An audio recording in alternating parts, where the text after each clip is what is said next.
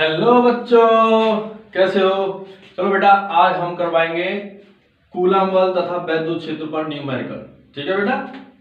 और हाँ, इस वीडियो को लास्ट तक जरूर देखना, ठीक है, तभी समझ में आएगा ढंग से।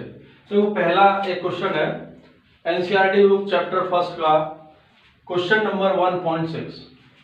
ये क्या कह रहा है, देखो, क्वेश्चन करने से पहले तुमको क्वेश्चन को कम से कम 2-3 बार पढ़ना पड़ेगा, या जब तक पढ़ना पड़ेगा जब तक तुम्हारी समझ में वो क्वेश्चन ढंग से ना आए। अगर तुमने ये नहीं पढ़ा तो फिर क्वेश्चन नहीं हो सकता, क्योंकि क्वेश्चन करने से पहले हमको क्वेश्चन को समझना पड़ता है। ठीक है। अगर हम क्वेश्चन को समझ भी लेते हैं, उसके लिए फिर हमको सॉल्व करने के लिए थ्योरम चाहिए होती हैं, फॉर्मूले चाहिए होते हैं। तो हम जितनी भी थ्योरम है, फॉर्मूले हैं, हम सब करवा चुके हैं, जितनी भी डेरिवेशन है। अगर तुमने डेरिवेशन का कॉन्सेप्ट ढंग से सीखा है तो क्वेश्चन आसानी से समझ में आ जाएगा, और क्वेश्चन जब आसानी से समझ में आ जाएगा तो आसानी से हो भी जाएगा। ठीक है। यदि तुमको थ्योरम नहीं आती तो इस वीडियो को देखने से पहले प्रीवियस वीडियो को देखो, जहां पर हमने वैद्युत आवेश, कूलम बल, वैद्युत क्षेत्र की ढेर सारी थ्योरम्स करा रखे हैं अलग अलग। ठीक है। तो चलते हैं अब क्वेश्चन की ओर। तो क्वेश्चन क्या कह रहा है कि 4 बिंदु आवेश हैं। अब तुम्हारे दिमाग में बिंदु आवेश वाला फॉर्मूला फिट होना चाहिए कि बिंदु आवेश के लिए हमने क्या क्या थ्योरम पढ़ी थी। ठीक है। QA, QB, QC and QD 2 microcoulomb, -5, 2 और -5 माइक्रोकूलम। ठीक है। वो 10 सेंटीमीटर भुजा के वर्ग ABCD के शीर्षों पर स्थित है। कोई वर्ग है, वर्ग क्या होता है, जिसकी चारों भुजा क्या होती है, समान होती है, और उस भुजा का मान है 10 सेंटीमीटर। ठीक है। और उसके शीर्ष है ABCD, और उन ABCD शीर्षों पर ये QA, QB, QC and QD रखा हुआ है, स्थित है। ठीक है। फिर कह रहा है कि वर्ग के केंद्र पर रखे 1 माइक्रोकूलम आवेश। कह रहा है कि वर्ग का केंद्र है, वहां पर 1 माइक्रोकूलम का आवेश और रखा है, तो उस 1 माइक्रोकूलम वाले आवेश पर कितना बल होगा, कूलम। ठीक है। तो सबसे पहले, करने से पहले हमको एक वर्ग बनाना होगा, और उस वर्ग पर ये सभी आवेश स्थित करने पड़ेंगे। तो सॉल्व करते हैं। तो सबसे पहले हमने एक वर्ग बनाया, और इस वर्ग की जो भुजा है वो है 10 सेंटीमीटर। ये भी 10, ये भी 10। ठीक है। वर्ग में क्या होता है, सभी चारों भुजाएं क्या होती हैं, समान होती हैं। ठीक है बेटा। अब हम यहां पर शीर्ष के नाम रख देते हैं A, B, C और D। तुमको लगातार रखने पड़ेंगे, ऐसा नहीं है A यहां रख दिया, C यहां रख दिया, B यहां रख दिया, D यहां रख दिया, नहीं। जब भी ऐसे शीर्ष की बात होती है, या त्रिभुज के ले लो या वर्ग के ले लो, तो लगातार हमको रखने पड़ते हैं। हम A, B, C, D यहां से भी स्टार्ट कर सकते हैं, A, B, C, D यहां से भी स्टार्ट कर सकते हैं, या फिर A, B, C, D कैसे भी स्टार्ट कर सकते हैं, लेकिन तुम्हें लगातार रखने पड़ेंगे। ऐसा बिल्कुल भी नहीं है कि A तुमने यहां रखा है, C यहां रख दो, B यहां रख दो, D यहां रख दो, बिल्कुल नहीं। ठीक है। लगातार होने चाहिए। अब इसका केंद्र है, मान के चलो यहां O पॉइंट मान लेते हैं, और इस केंद्र पर हमारे पास 1 माइक्रोकूलम रखा हुआ है, वो भी प्लस चार्ज का। तो हम यहां लिख सकते हैं +1 माइक्रोकूलम। ठीक है। यहां लिखते हैं +1 माइक्रोकूलम। ठीक है बेटा। ठीक है। ये 1 माइक्रोकूलम है। अब देखो A पर कितना रखा है, 2 माइक्रोकूलम, प्लस का है, B पर -5 माइक्रोकूलम, C पर 2 माइक्रोकूलम, D पर -5 माइक्रोकूलम। अब ये अलग अलग बल लगाएंगे इस केंद्र पर। ये हम डिस्टेंस ले लेते हैं, तो ये बल लगा रहा है, ये प्लस चार्ज है। कौन सा चार्ज है, प्लस चार्ज। तो प्लस चार्ज की दिशा क्या होती है, प्लस चार्ज की दिशा क्या होती है बेटा, हम अब देखो बल क्या है, एक सदिश राशि। अब सदिश राशि को हम ऐसे ही नहीं कर सकते भाई। सदिश राशि को जब भी हम ऑपरेशन करते हैं सदिश राशि के लिए, तो हमें उसकी दिशा ज्ञात होनी चाहिए, तभी हम क्या कर सकते हैं, सॉल्व कर सकते हैं, नहीं तो नहीं कर सकते। ठीक है। अब देखो बेटा, हमने बताया था कि प्लस चार्ज के लिए दिशा के लिए जब हम बात करते थे कि प्लस चार्ज के लिए जो कूलाम बल की दिशा होती है वह वैद्युत क्षेत्र की दिशा में होती है, ठीक है, और माइनस चार्ज के लिए वैद्युत क्षेत्र की दिशा के विपरीत होती है। ये हम बता चुके हैं पहले, ठीक है। अगर तुम लोगों को नहीं पता तो लास्ट वीडियो देख लो, प्रीवियस वीडियो, सब समझ में आ जाएगा, ठीक है बेटा। तो अब हमें इसकी दिशा रखनी पड़ेगी। अब ये प्लस आवेश है तो इसका वैद्युत क्षेत्र किधर होगा, इस डायरेक्शन में। तो हम कह सकते हैं कि इसकी जो दिशा है बल की वो भी इधर एफ, मान के चलो एफ ए, ठीक है बेटा। यहां से डिस्टेंस ले लेते हैं ये। तो इस 2 माइक्रोकूलम के बल की दिशा क्या है, एफ ए, इस साइड में। अब सेम ये भी 2 माइक्रोकूलम है। अब इसका वैद्युत क्षेत्र इस डायरेक्शन में होगा। भाई अगर प्लस है तो वैद्युत क्षेत्र निकलता है ना बाहर की ओर, बाहर की ओर निकलता है नहीं निकलता, तो ये भी बाहर की ओर जाएगा। तो इसकी जो डायरेक्शन होगी ये होगी एफ सी, ठीक है, ठीक है। अब देखो इन दोनों का परिमाण क्या है, बराबर है। 2 माइक्रोकूलम है ये भी 2 माइक्रोकूलम, बीच में 1 माइक्रोकूलम रखा हुआ है। ये जितना बल इधर लगा रहा है ये उतना बल इस साइड में लग रहा है, इस पर 1 माइक्रोकूलम पर। तो हम कह सकते हैं कि एसी पर कुल बल या फिर +1 माइक्रोकूलम पर एफ ए तथा एफ बी जो होंगे, बल लग रहा है। अब इन दोनों का योग हम करेंगे f a plus f b, f a plus f b, direction दे देते हैं, ठीक है। F a plus f b क्या होगा भाई, इसकी दिशा ये है, इसकी दिशा ये, परिमाण दोनों के समान है। देखो सीधी सी बात है, मान के चलो यहां 1 माइक्रोकूलम लगा हुआ है इस बिंदु पर, बीच वाले पॉइंट पर, ठीक है। अब 2 माइक्रोकूलम या फिर 2 माइक्रोकूलम से जो बल लगता है न्यूटन बल, उतने बल से इस बल के जो यहाँ पे कूलम रखा है, यहाँ पर जो आवेश रखा है वो इस डायरेक्शन में फोर्स लगा रहा है, यहाँ पे जो आवेश रखा है वो इस डायरेक्शन में फोर्स लगा रहा है। तो दोनों आपस में जब इसे खींच रहे हैं, ठीक है, खींच रहे हैं, तो इस पर लगने वाला कुल बल क्या होगा, 0, क्योंकि न तो ये इस डायरेक्शन में मूव करेगा न इस डायरेक्शन में मूव करेगा। तो दोनों का योग क्या होगा, 0, ठीक है। अब इस पर देखते हैं हम। अब देखो ये -5 माइक्रोकूलम है, तो इसकी दिशा क्या होगी, इसकी दिशा होगी इसकी वैद्युत क्षेत्र की दिशा के विपरीत। तो ये तुम्हारा एफडी हो जाएगा। सेम ये भी 5 माइक्रोकूलम है, इसकी दिशा ये होगी एफबी हो जाएगा, ठीक है। तो हम बोल सकते हैं कि 1 माइक्रोकूलम पर एफबी तथा एफडी क्या होंगे, एफबी प्लस एफडी। ये भी क्या होगा बेटा, दोनों समान परिमाण है, ये भी 5 माइक्रोकूलम है, ये भी 5 माइक्रोकूलम है। तो दोनों पर लगने वाला बल क्या है, समान है, लेकिन दिशा क्या है इनकी, विपरीत। जब विपरीत दिशा है तो कुल बल कितना हो जाएगा, 0। तो इस तरीके से हम बोल सकते हैं कि 1 माइक्रोकूलम पर लगने वाला कुल बल क्या होगा बेटा, नेट फोर्स क्या होता है, सभी फोर्सों का योग, और सभी फोर्सों का, इन 2 फोर्सों का योग 0 है और इन 2 का 0 है। तो चारों का जो योग है वो क्या है, 0 आ रहा है। तो कुल फोर्स कितना हो जाएगा, F = 0 न्यूटन। आई बात समझ में, क्लियर है बात, समझ में आई नहीं आई।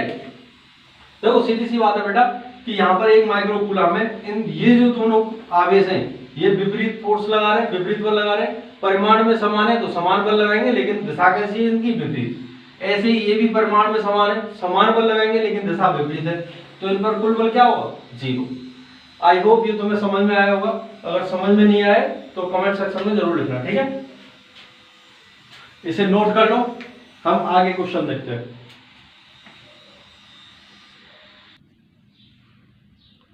ठीक है बेटा, देखो ये तुम्हारा नेक्स्ट क्वेश्चन है 1.9, ठीक है। कौन सा है, 1.9 क्वेश्चन, ठीक है। चलो देखते हैं ये क्या कहता है। सबसे पहले हम क्वेश्चन को पढ़ेंगे और समझेंगे कि किसी निकाय में 2 आवेश QA एंड QB, QA इतना QB इतना, ठीक है। ये प्लस का है, वो माइनस का, समान है 2.5 × 10⁻⁻7 कूलम। कूलम क्रमशः दो बिंदु A 0 0 -15 सेंटीमीटर तथा B 0 0 15 सेंटीमीटर पर स्थित है।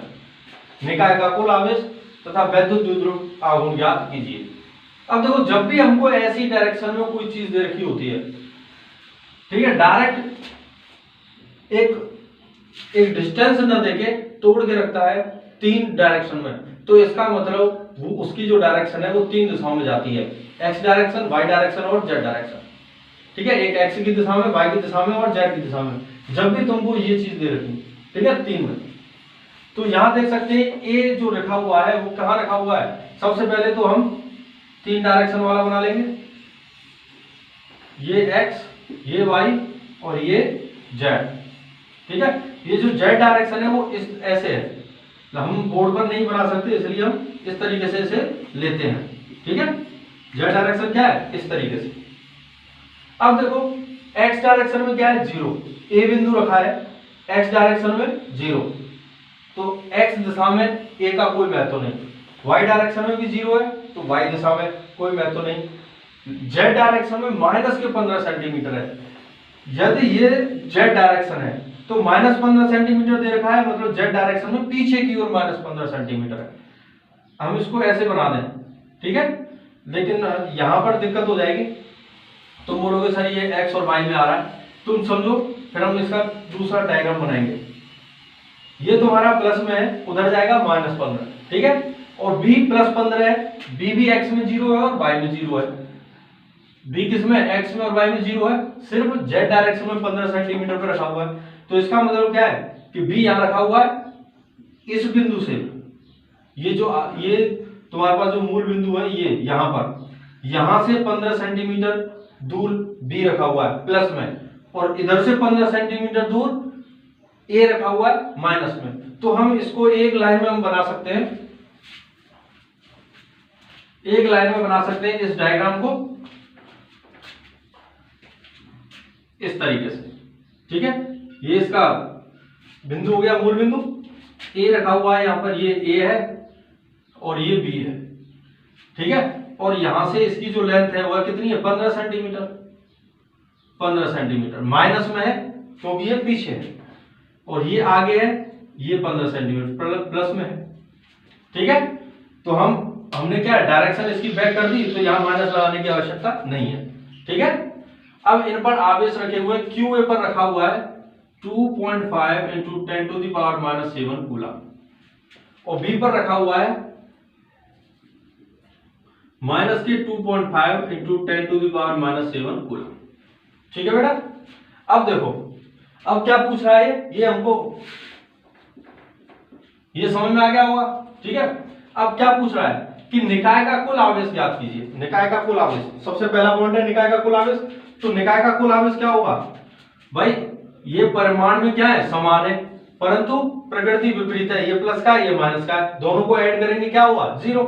तो हम बोल सकते हैं निकाय का कुल आवेश, निकाय का कुल आवेश बराबर क्या होगा, 0, क्योंकि ये माइनस में है और ये प्लस में है। ठीक है बेटा, समझ में आया, एक पॉइंट हो गया। दूसरा पॉइंट क्या कह रहा है, दूसरा पॉइंट कह रहा है कि वैद्युत द्विध्रुव आघूर्ण ज्ञात कीजिए। तो वैद्युत द्विध्रुव आघूर्ण, हम इसका फॉर्मूला बता चुके हैं और मुझे आशा है कि तुमको इसका फॉर्मूला याद भी होगा। ठीक है, अगर याद नहीं है तो याद कर लेना। पहले देखो, क्वेश्चन तभी होंगे जब तुमको सभी फॉर्मूले याद होंगे, सभी डेरिवेशंस याद होंगी। ठीक है, उन डेरिवेशंस का कॉन्सेप्ट जब तुम्हें पता होगा, इसीलिए मैं बार बार कहता हूं कि कॉन्सेप्ट पर ध्यान दो।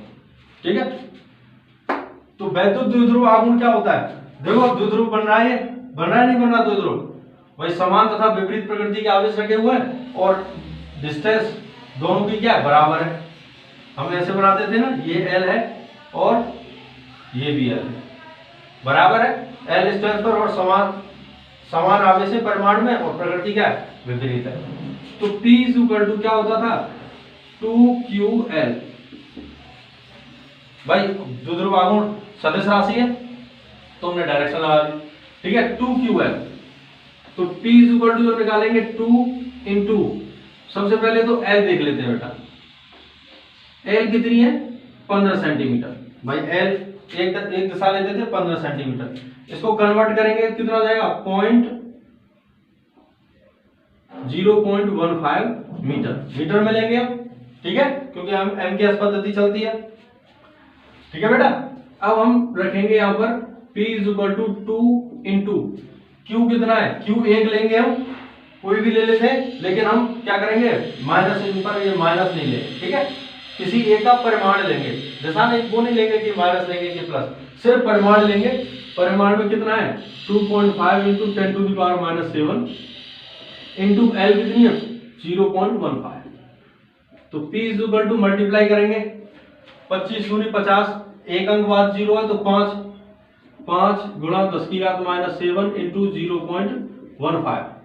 तो P इज इक्वल टू जो आंसर आएगा तुम्हारा, मैथमेटिकल सॉल्व कर सकते हैं इसको। मैथमेटिकल सॉल्व करके जो आंसर तुमको मिलेगा वो मिलेगा।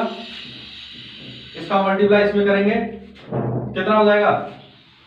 15 गुणा 5, 15 पढ़ना, 15 5 जा 75, और 2 अंक बाद 2 अंक बाद 10 है, यहां लगा दिया, into 10 to the power minus के 7।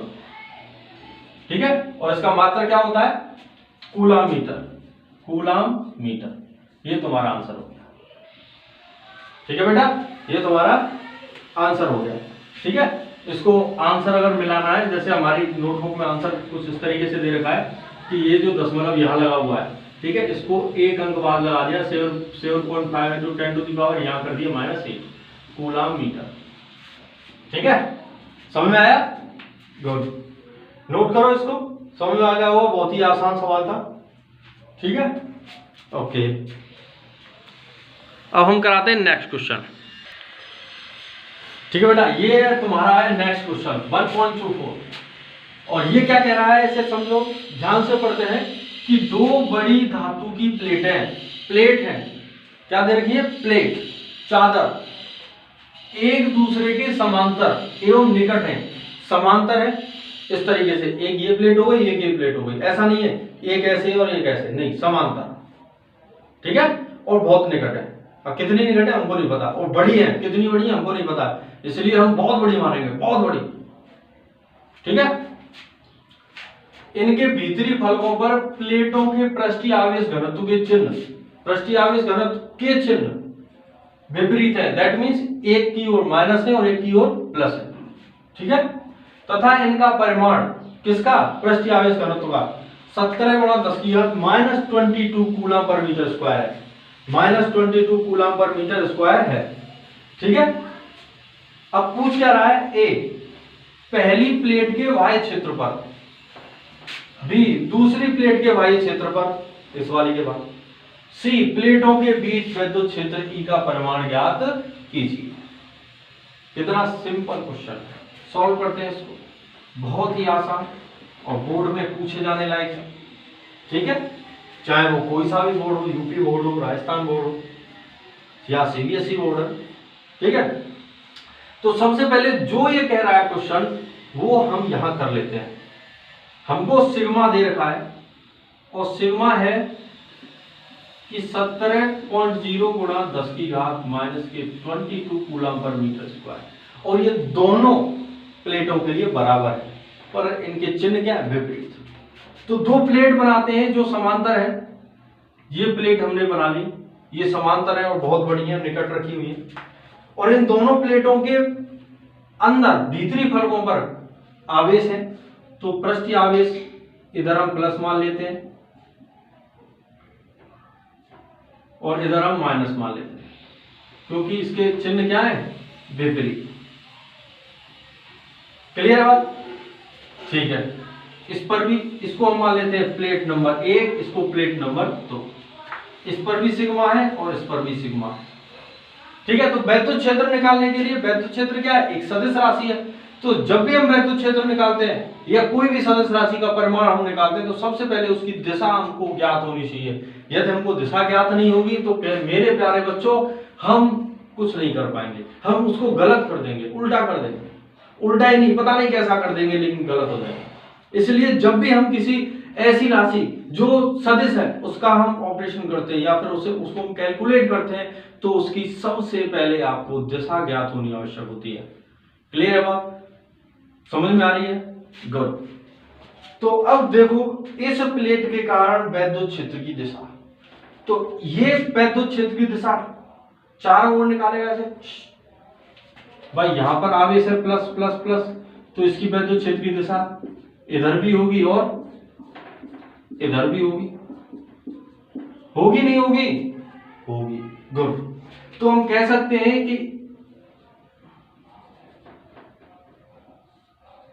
E1 की डायरेक्शन ये है और इस साइड में अंदर भी ये होगी E1 और बाहर भी ऐसे ही होगी E1। ठीक है। अब माइनस की देखते हैं, माइनस की देखते हैं हम। अब मान के चलो हमारे पास ये माइनस है, माइनस, तो इसकी दिशा क्या होगी? आती हुई। क्या? आती हुई। ऐसे होती है, प्लस से तो बाहर जाती है, माइनस की ओर आती है। तो हम कह सकते हैं इस डायरेक्शन में E2 की डायरेक्शन ये होगी, इधर भी E2 ये होगा और इधर भी E2, सॉरी इधर E2 की डायरेक्शन क्या होगी? ये वाली। भाई इधर से वैद्युत क्षेत्र की दिशा इस डायरेक्शन में होगी, इधर से इस डायरेक्शन होगी माइनस के लिए। ठीक है। अब इनका पृष्ठीय आवेश घनत्व क्या है? समान है। भाई परिमाण समान है इनका, है, और चिन्ह विपरीत है, एक माइनस का है और एक प्लस का है। तो वैद्युत क्षेत्र जब हम ज्ञात करेंगे, सबसे पहला पॉइंट ज्ञात करते हैं कि पहली प्लेट के बाह्य क्षेत्र पर यहां, तो देखो जब पृष्ठीय आवेश घनत्व समान है तो E1 और E2 का परिमाण भी क्या होगा? समान। हम लिख सकते हैं जब पृष्ठीय आवेश घनत्व का परिमाण समान है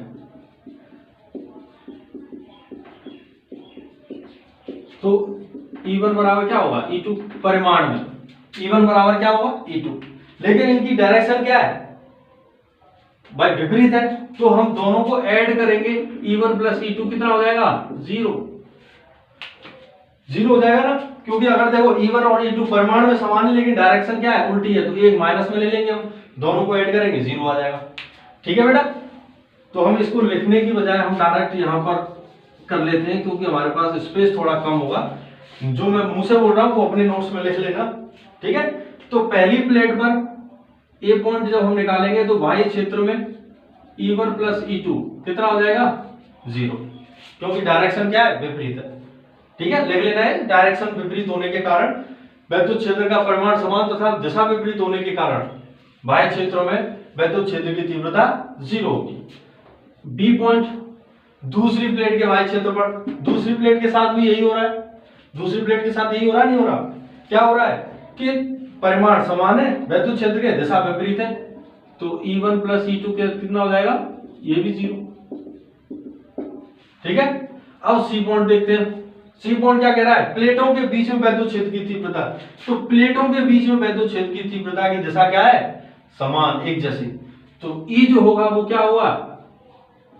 E1 प्लस E2। ठीक है। तो E हम निकालेंगे, E1 क्या होता है? भाई प्लेट के लिए वैद्युत क्षेत्र की तीव्रता का अपने फॉर्मूला निकाला था गॉसियन प्रमेय के अनुसार, क्या निकला था? सिग्मा अपॉन 2 एप्सिलॉन नॉट निकला था, नहीं निकला था? Sigma upon 2 epsilon not. ठीक है। तो ये हो जाएगा sigma upon 2 epsilon not plus इसके लिए भी सिग्मा है, सिग्मा अपॉन 2 एप्सिलॉन नॉट। दोनों के लिए क्या है? सिग्मा। पृष्ठीय घनत्व क्या है? बराबर है, तो सिग्मा सिग्मा। तो E is equal to sigma upon 2 epsilon naught और E is equal to sigma upon 2 epsilon naught. दोनों को ऐड कर देंगे, ये आधा एक हो जाएगा। बात समझ में आई बेटा? ये कितना हो जाएगा total? Sigma upon epsilon not.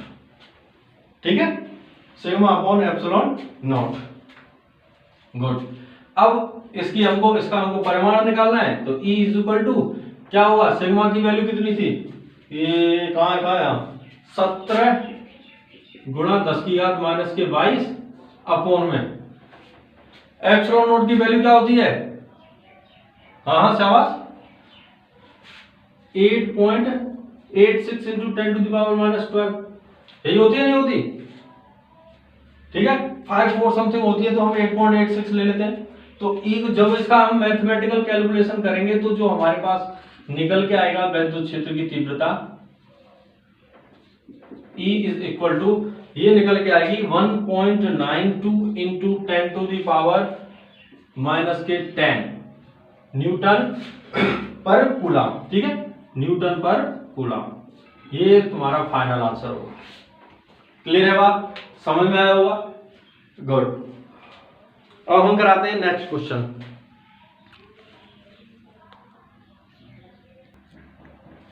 हाँ बच्चों, ये तुम्हारा नेक्स्ट क्वेश्चन है 1.30। ठीक है, ये न्यूमेरिकली नहीं, ये एक डेरिवेशन भी है।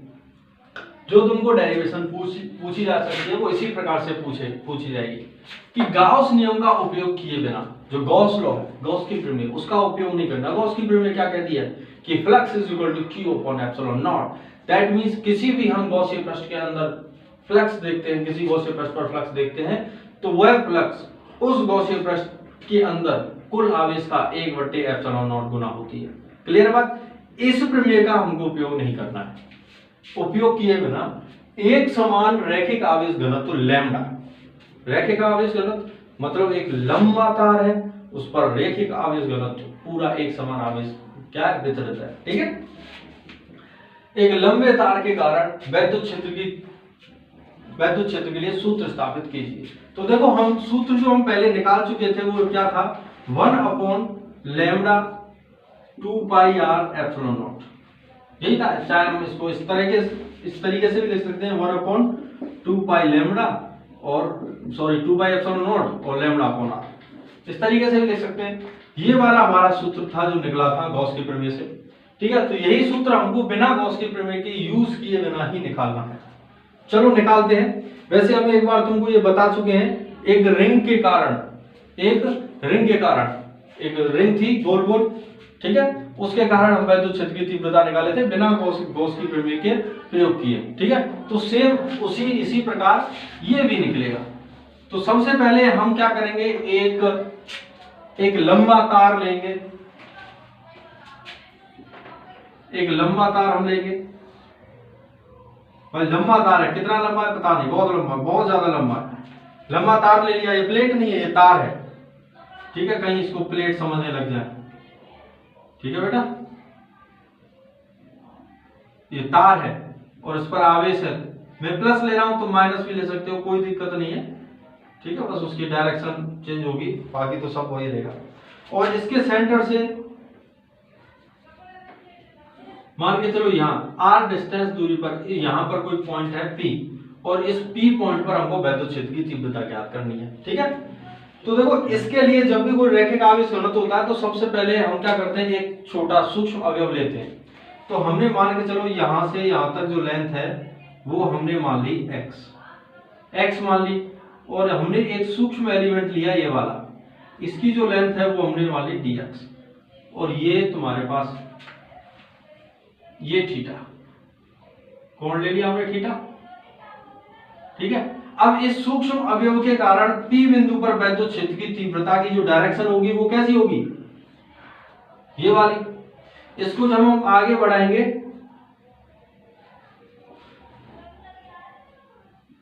तो ये थीटा है, तो ये भी क्या होगा, थीटा होगा कि नहीं होगा। और वैद्युत क्षेत्र की तीव्रता क्या होगी, dE।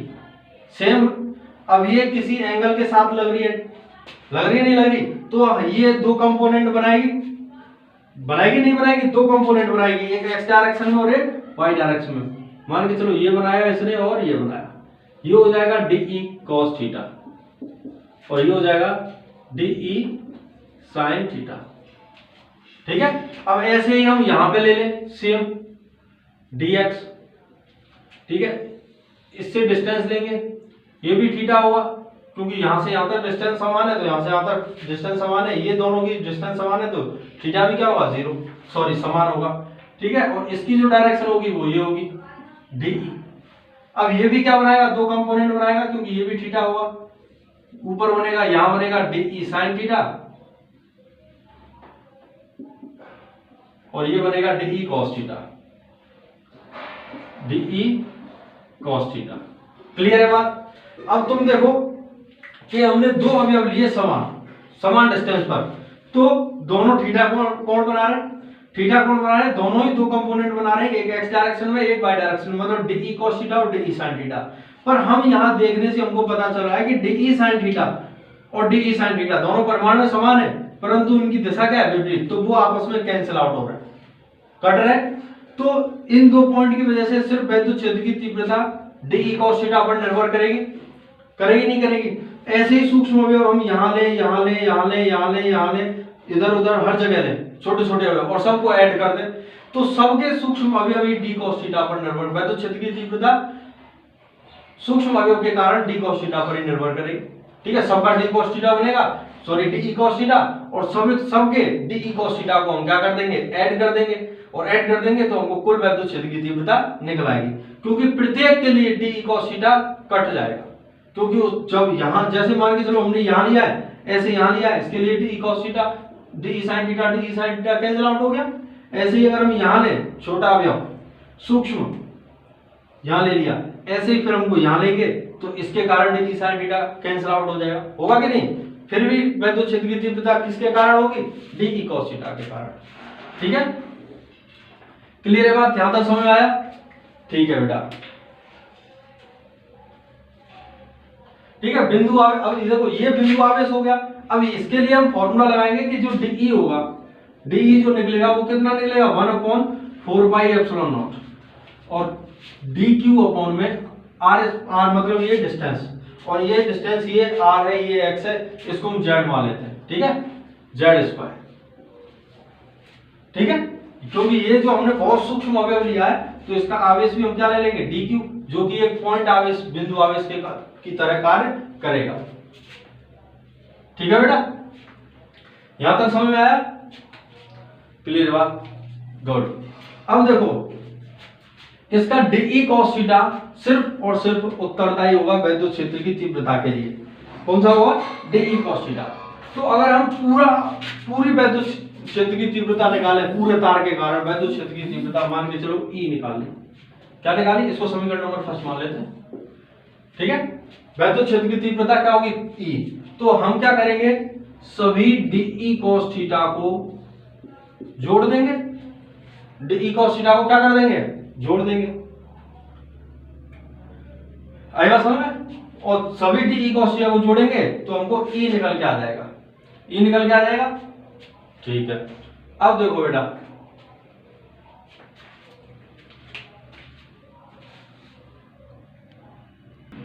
ठीक है बेटा, ये E equal to d cos theta पर निर्भर करेगा। तो सभी डी कॉस थीटा हमने क्या कर दिए, ऐड कर दिए। अब ऐड करते हैं तो E इक्वल टू हमको मिलेगा सिग्मा डी कॉस थीटा का हम मान रख लेते हैं। देखो ये थीटा है, ये क्या है, theta. Theta is equal to cos theta बराबर हम क्या लेंगे, लाल बट्टे को कहां से लेंगे, एल एल के कॉस थीटा बराबर साइन कॉस। कॉस थीटा बराबर क्या होता है, आधार बट्टे कर्ण। तो आधार क्या है, आर, कर्ण क्या है, जेड। ठीक है, तो आधार आर अपॉन में जेड। ठीक है बेटा, अब E is equal to d का मान रख देंगे, डी का मान रखेंगे हम, क्या हो जाएगा, 1/4πε0 डी क्यू आर अपॉन में, ये जेड स्क्वायर है तो ये क्या हो जाएगा, जेड क्यू, क्योंकि जेड स्क्वायर तो डी में मल्टीप्लाई में क्या हो रहा है, जेड, तो जेड क्यू। और ये तुम्हारा क्या है, डी क्यू। ठीक है, अब इसका रेखीय आवेश घनत्व तो हमको क्या दे रखा था, लैम्डा। तो डी क्यू आवेश है तो लैम्डा इज इक्वल टू क्या होगा, लैम्डा इज इक्वल टू होगा डी क्यू अपॉन में डी एक्स। तो d q is equal to क्या हो जाएगा, d q is equal to हो जाएगा लैम्डा डी एक्स। तो डी क्यू का हम यहां मान रखेंगे, वैल्यू पुट करेंगे, तो सिग्मा 1/4πε0 डी क्यू की जगह हो जाएगा तुम्हारा lambda d x into r upon में जेड क्यू। ये समझ में आया? ठीक है, अब हम इसे मिटा देते हैं, इसे नोट कर लेना, ये वीडियो पॉज करके इसे नोट कर लो, ठीक है। एक बार यहां तक वापस समझ लेते हैं, फिर हम मिटा देंगे, ठीक है। देखो ये हमारे पास एक बहुत बड़ा तार है जिस पर रेखीय आवेश घनत्व लैम्डा है, ठीक है। यहां से r डिस्टेंस पर हमने एक बिंदु P माना और उस P पर हमको वैद्युत क्षेत्र की तीव्रता ज्ञात करने के लिए सूत्र चाहिए, ठीक है। तो हमने क्या किया, हम पूरे तार के कारण वैद्युत क्षेत्र की तीव्रता एक साथ हम निकाल नहीं सकते, इसलिए हमने एक छोटा सा अवयव dx माना जिस पर आवेश dq है और उस dq के कारण वैद्युत क्षेत्र की तीव्रता बन रही है dE। अब ये जो dq है ये एक बिंदु आवेश के भांति कार्य करेगा यहाँ पे, ठीक है, क्योंकि बहुत सूक्ष्म आवेश हमने लिया है, ठीक है। तो ये बिंदु आवेश के कारण कार्य करेगा। तो बिंदु आवेश का फॉर्मूला होता है d निकलेगा 1/4 पाई एप्सिलॉन नॉट dq अपॉन में z square. z that means ये वाली डिस्टेंस, ये यहां से लेके यहां तक, ठीक है। अब हमने देखा कि ये जब ये dE बना रहा था, जब यहां पर हमने सूक्ष्म अवयव लिया तो दो अवयव बन रहे थे, dE cos थीटा और dE sin थीटा। सेम हमने यहां पर अवयव लिया तब भी दो कंपोनेंट बन रहे थे, अवयव बन रहे थे dE cos थीटा और dE sin थीटा। हमने देखा कि dE sin थीटा आपस में क्या है, दिशा में विपरीत है, इसलिए वो आपस में कैंसिल आउट हो जाएंगे। तो इस पॉइंट पर हम वैद्युत क्षेत्र की तीव्रता के लिए सिर्फ और सिर्फ dE cos थीटा ही जिम्मेदार होगा। क्लियर है बात? तो हम क्या करेंगे, सभी पॉइंट जोड़ेंगे, dE इसके कारण dE, इसके कारण dE, भाई dQ लेंगे, dQ ऐसे ऐसे पूरा लेंगे और ऐड कर देंगे और प्रत्येक dQ के लिए dE cos थीटा जिम्मेदार होगा। भाई प्रत्येक dQ के लिए एक dE cos थीटा बनेगा वैद्युत क्षेत्र की तीव्रता का घटक, ठीक है, और वही क्या जिम्मेदार होगा। तो हम क्या करेंगे, प्रत्येक dQ के लिए जितने dE cos थीटा बनेंगे उन सभी dE cos थीटा को हम ऐड कर देंगे, ठीक है। हमने यहाँ पर सिंबल लगा दिया सिग्मा का जो ऐड करता है, ठीक है। cos थीटा की हमने वैल्यू रख दी r/z, लाल बट्टे कक्का से, ठीक है, आधार बट्टे कण r/z और dE = 1/4 pi epsilon not dQ upon में z स्क्वायर और r/z है, इसके यहाँ r/z है तो zq हो जाएगा, ठीक है बेटा। अब हमने क्या किया, dQ की वैल्यू यहाँ से पुट कर दी क्योंकि लैम्डा = होगा dQ/dx, तो dQ = लैम्डा dx। तो हमने क्या किया यहाँ पे, sigma 1/4 pi epsilon not lambda dx r upon में zq। यहां तक समझ में आया? अब यहां से हम आगे करते हैं, इसे थोड़ा साफ कर लें, ठीक है बेटा। अब देखो, अब zq तो एक कोई कंपोनेंट है नहीं, पर zq ये जो z है ये तो कुछ है ही नहीं, हमको क्वेश्चन में गिवन ही नहीं था, तो z का हम मान निकालते हैं। तो z का हम मान कैसे निकालेंगे, देखो यहाँ थीटा बन रहा था, ये z थी, ये r थी और ये x थी, तो z स्क्वायर बराबर जो मिलेगा, z स्क्वायर बराबर क्या हुआ, x square plus r square. भाई कर्ण है, ये लंब है, ये आधार है, थीटा के सामने वाली भुजा लंब, ये आधार और सबसे बड़ी भुजा कर्ण, ठीक है। तो z स्क्वायर बराबर r square plus x square, तो z = क्या निकलेगा, x square plus r square की पावर 1/2 ये निकलेगा। तो z का मान हम यहां पर पुट करेंगे, ठीक है, ये समझ में आया होगा। तो z का मान क्या है, E = sigma 1/4 pi epsilon not lambda dx into r upon में z का मान रखेंगे x square plus r square की पावर 1/2 ठीक है। यहां तक समझ में आया, कोई दिक्कत? ठीक है बेटा। अब देखो,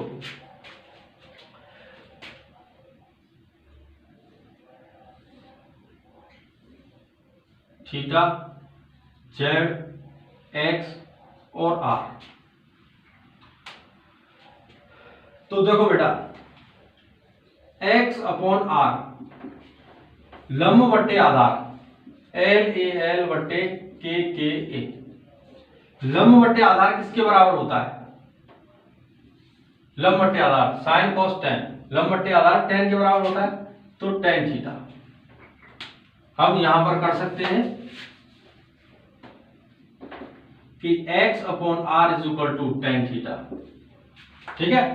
तो x = r tan theta, x का मान यहां पुट करेंगे, E = sigma 1/4πε0 lambda dx r upon में ये हो जाएगा r square tan square theta plus में r स्क्वायर की पावर 1/2। ठीक है बेटा। E is equal to sigma 1/4πε0 lambda dx into r square आर हम क्या ले लेंगे, को बाहर ले लेंगे, आर स्क्वायर बाहर लेंगे, साथ में ओहो यहाँ जेड क्यू है ना, तो बेटा ये 3/2 होगा, तभी हम कह रहे थे गड़बड़ कहाँ हो रही है, 3/2। ठीक है, तो आर स्क्वायर बाहर लेंगे तो इस स्क्वायर से ये तो 2 कट जाएगा, क्या निकलेगा बाहर, आर क्यू, और ये हो जाएगा tan square theta plus 1, tan square theta plus 1 की पावर 3/2। ठीक है, गुड, यहां तक समझ आया।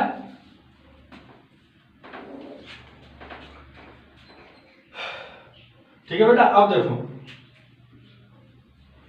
Sorry, E is equal to sigma 1/4πε0 और lambda dx।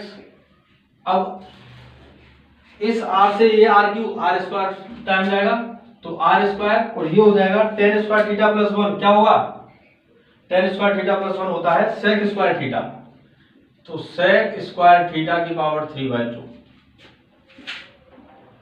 E is equal to 1/4πε0 और लैम्डा dx अपॉन में r स्क्वायर, और sec स्क्वायर थीटा बाहर निकालेंगे तो 2 से 2 कैंसिल आउट, क्या हो जाएगा, यहां पे हम लिख सकते हैं sec क्यू थीटा। ठीक है, अब हम समीशन बार बार नहीं यूज करेंगे, तो समीशन के लिए हम क्या करेंगे, E इज इक्वल टू सबका क्या कर देंगे, समाकलन करेंगे, तो 1/4πε0 r स्क्वायर और sec क्यू थीटा लैम्डा, ये बाहर आ जाएगा, और हम समाकलन कर देंगे किसका, dx का, और dx का हम समाकलन करेंगे -∞ टू इन्फिनिटी, क्योंकि जो तार था वो बहुत बड़ा है, अनंत लंबाई का तार है। ठीक है, तार क्या है, बहुत बड़ा है, अनंत लंबाई का तार। ठीक है बेटा, अब dx का हम मान पुट करेंगे, x का मान हमने क्या निकाला था, r tan थीटा, x का मान क्या निकाला था, r tan थीटा। इसको हम आगे जब सॉल्व करेंगे dx का मान निकालेंगे तो क्या हो जाएगा, समाकलन करेंगे तो dx इज इक्वल टू क्या हो जाएगा, r और tan थीटा का क्या होगा, अवकलन, tan थीटा का होगा sec थीटा, tan थीटा का क्या होगा, sec थीटा। ठीक है बेटा,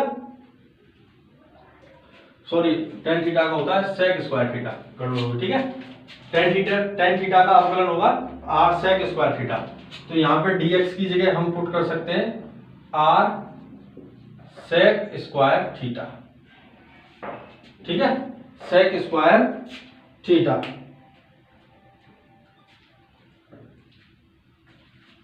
और d थीटा। ठीक है, अब देखो E is equal to 1/4πε0 lambda upon में r बाहर आ जाएगा, तो यहाँ r आ जाएगा ये, और ये हो जाएगा sec स्क्वायर से ये जाएगा, तो 1/sec थीटा और d थीटा, तो E is equal to 1/4πε0 lambda upon r, और sec थीटा का क्या होगा, cos थीटा d थीटा। ठीक है, cos थीटा d थीटा, और cos थीटा का समाकलन क्या होगा, E is equal to 1/4πε0 lambda upon r, cos theta का क्या हो जाएगा, sin थीटा, cos थीटा का क्या हो जाएगा, sin थीटा, और हाँ ये आ जाएगी -π/2 प्लस से π/2, -π/2 ये हो जाएगा sin थीटा, और इस पर जो लिमिट होगी वो होगी -k π/2 और प्लस k π/2। क्लियर है बात, यहां से हम आगे कराते हैं, इसे पॉज करके उतार लो, नोट कर लो, फिर हम इसे मिटाते हैं और आगे कराएंगे। थोड़ा सा लेंथी हो गया है, पर कोई दिक्कत नहीं, तुम 1-2 बार इसको करोगे तो समझ में आ जाएगा, एक ढंग से सीखो और 1-2 बार अपनी कॉपी पर अभ्यास करो, आ जाएगा ये। ठीक है, तो E is equal to 1/4 4 pi epsilon naught lambda upon r, ये होगा साइन 90 माइनस साइन 90, और ये हो जाएगा तुम्हारा, एक सेकेंड, समथिंग इज देयर, ठीक है बेटा। यहां ये आ जाएगा साइन 90 और माइनस में माइनस के साइन 90 ऐड कर देंगे, तो E is equal to 1 upon 4 pi epsilon naught lambda upon r, sine 90 का मान क्या होता है 1 माइनस माइनस के 1, ठीक है। तो E is equal to 1 upon 4 pi epsilon naught lambda upon r, और ये हो जाएगा 1 प्लस 1, तो आंसर आएगा 1 is equal to 1 upon 4 pi epsilon naught 2 lambda upon में आर। 2 से ये 2 कैंसिल आउट, 2 टाइम्स जाएगा क्योंकि ये 2 लैम्बडा हो जाएगा, ठीक है। तो हमारे पास जो आंसर निकलेगा हम यही कर देते हैं, जो फाइनल आंसर होगा E इज इक्वल टू होगा 1 अपॉन 2 पाई एप्सिलॉन नॉट और लैम्बडा अपॉन में आर। ये तुम्हारा सूत्र निकल के आ गया बिना गॉस की प्रमेय की सहायता से। अब देखो बिना गॉस की प्रमेय की सहायता से कितना लेंदी हो गया, इसीलिए इसको सिंपल बनाने के लिए गॉसीय पृष्ठ और गॉसीय प्रमेय की हमको क्या होती है आवश्यकता। इसका तो हमने चलो ठीक है बना लिया, ले लिया, लेकिन कई ऐसे आवेश रेखीय वितरण आवेश होते हैं जिसका बिना गॉसीय प्रमेय की सहायता से बनाना बहुत ही ज्यादा असंभव हो जाता है, ठीक है बात। इसलिए हम गॉसीय प्रमेय का क्या करते हैं उपयोग करते हैं, ठीक है। ये बहुत ही इंपॉर्टेंट है, तुम इसको 2-3 बार करो समझ में आएगा। और हाँ बेटा, लास्ट में तुमसे ये कह रहा था कि जो भी मैं तुम्हारे लिए वीडियो बनाता हूँ डालता हूँ, ठीक है, तुम्हारा कोई रेस्पॉन्स नहीं आता, 0 रेस्पॉन्स रहता है। ना तो तुम मुझे मैसेज करते हो, ना इसमें कोई कमेंट करते हो कि ना तुम अपनी राय देते हो कि इस वीडियो में तुमको क्या चाहिए, कुछ भी अगर कम पड़ रहा है, जैसे मेरा पढ़ाने का तरीका तुमको समझ में नहीं आ रहा है या मैं जल्दी जल्दी बोलता हूँ, ठीक है। तो वो सब चीजें देखो, जब तुम अपना रेस्पॉन्स 0% दिखाओगे तो हमारा रेस्पॉन्स जो तुम्हारे प्रति है वो भी धीरे धीरे धीरे धीरे डाउन होता जाएगा। इसलिए उसको डाउन मत होने दो, थोड़ा सा एक्टिव रहो, ठीक है। तुम्हारा कोई रेस्पॉन्स ही नहीं आता, क्या मैं इतना अच्छा पढ़ाने लग गया हूं कि तुम सबकी समझ में आ जाता है? बताओ, क्या मैं इतना अच्छा पढ़ाता हूं कि तुमको पूछने की आवश्यकता नहीं पड़ती, सब बहुत बढ़िया समझ में आ जाता है? कोई नहीं पूछता। शुरुआत में 2-3 लड़के पूछते थे, लेकिन लड़के तो बिल्कुल भी नहीं पूछते। 2-4 गर्ल्स का मैसेज आता है, सर ये कैसे होगा, ये कैसे होगा, ठीक है, उनको मैं बता देता हूं। लेकिन लड़कों का तो 1% रोल ही नहीं है इसमें पढ़ने में। क्या तुम कहां गई, क्या तुम्हारा खून का पानी हो चुका है? बिल्कुल तुमको शर्म नहीं रही, थोड़ा सा भी नहीं पढ़ते हो तुमको फोन करके कॉल कर करके हमको पूछना पड़ता है कि तुम पढ़ रहे हो या नहीं पढ़ रहे हो। तुम्हारे घर वालों से पूछना पड़ता है, घर वाले बोलते हैं सब पता नहीं, घूमता है। क्या कर रहे हो तुम? बेशर्मो, सुधर जाओ, थोड़ा सा टाइम रह गया, थोड़ा सा टाइम मिलेगा भी नहीं तुमको। अभी देखो, हो सकता है जुलाई में स्कूल खुले, हो सकता है नहीं भी खुले, अगस्त सितंबर अक्टूबर या नवंबर में खुले। ये महामारी ऐसी है, इसका पता नहीं इसका एंड कब होगा, और जब तक इसका एंड नहीं होगा कोई भी गैदरिंग नहीं हो सकती, कोई भी सभा नहीं हो सकती, कोई भी ऐसा आयोजन नहीं हो सकता जहां 5-6 लोगों से अधिक लोग हों। समझ में आ रही है बात? लेकिन तुमको थोड़ी सी शर्म ही नहीं रही, पता नहीं क्या सोच के बैठे हो तुम लोग। मेरे छोटे भाई होते ना, कूट कूट के पढ़ाता तुमको, तो घूंसे मारता, सीधे घर से बाहर निकाल देता। गधे कहीं के, पढ़ना सीखो चुपचाप, ठीक है। आज के लिए इतना ही, मुझे रेस्पॉन्स चाहिए, ध्यान रखना, नोट करो इसको।